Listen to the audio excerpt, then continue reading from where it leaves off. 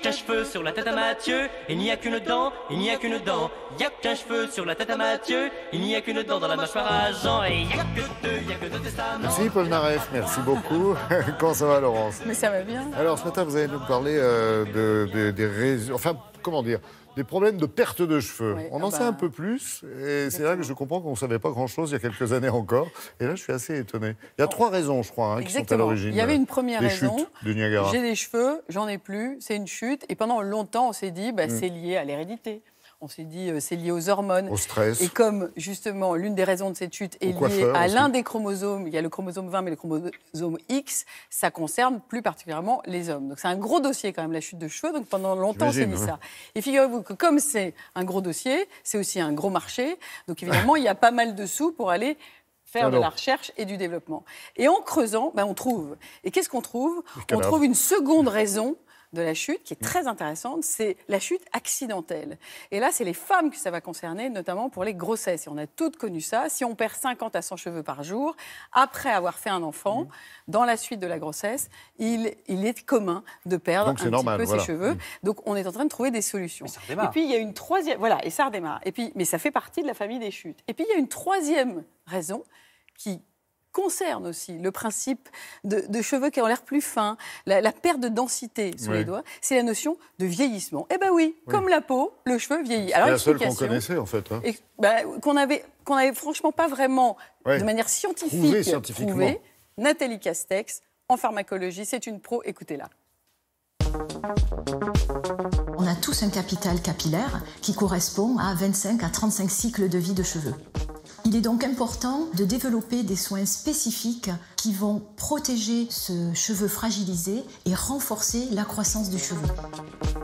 Il est normal de perdre entre 50 et 100 cheveux par jour et on en retrouve une dizaine sur sa brosse à cheveux.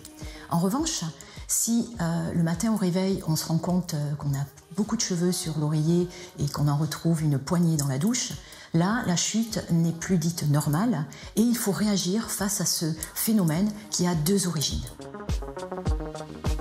Il faut distinguer la chute progressive et irréversible. On la connaît bien, elle touche préférentiellement les hommes. Elle débute après la puberté, souvent avant 30 ans, et elle se poursuit dans le temps. Cette chute est d'origine hormonale, héréditaire. On perd plus de cheveux chaque jour que la moyenne. Le capital capillaire s'épuise et on ne fabrique plus de cheveux au final. La solution, des soins spécifiques qui vont stimuler mais aussi prolonger la vie du cheveu pour préserver ce capital capillaire si précieux. Il existe une deuxième chute de cheveux, connue sous le nom de chute réactionnelle. Elle concerne surtout les femmes. Elle survient après un stress, après un déséquilibre alimentaire, en post-grossesse, sur une grosse fatigue.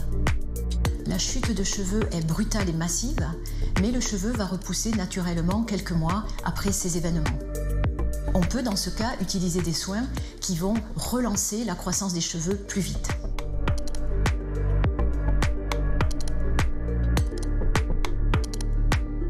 Nous avons réalisé 2 études cliniques et nous avons découvert qu'à partir de 50 ans, le fait d'avoir une chevelure moins épaisse était lié à un phénomène non pas de chute, mais un phénomène semblable au vieillissement cutané qu'on appelle le vieillissement capillaire, qui ne se résume pas juste à un blanchiment du cheveu. Il se manifeste par une diminution de la densité capillaire, une diminution du volume, le blanchiment du cheveu et un cheveu beaucoup plus fragilisé. Le cuir chevelu et donc les cheveux vieillissent de la même manière que vieillit notre peau. Il est donc important de développer des soins spécifiques qui vont protéger ce cheveu fragilisé et permettre une meilleure croissance de ce cheveu. C'est vrai qu'on en parle de plus en plus de ça. Et puis alors, ça va déferler. Et puis, il va y avoir un congrès fin janvier de professionnels qui vont même parler des futures piqûres qui s'améliorent. Parce que ça aussi, c'est une autre solution. Alors, qu'est-ce qui se passe sur le marché? Je vous ai dit, il y a beaucoup d'enjeux sur ce marché.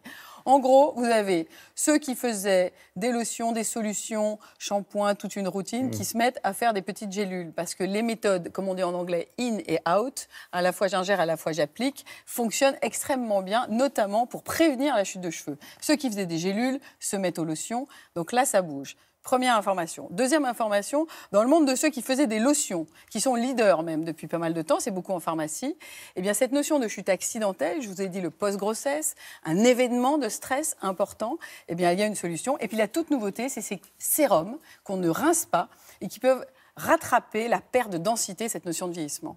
Merci beaucoup.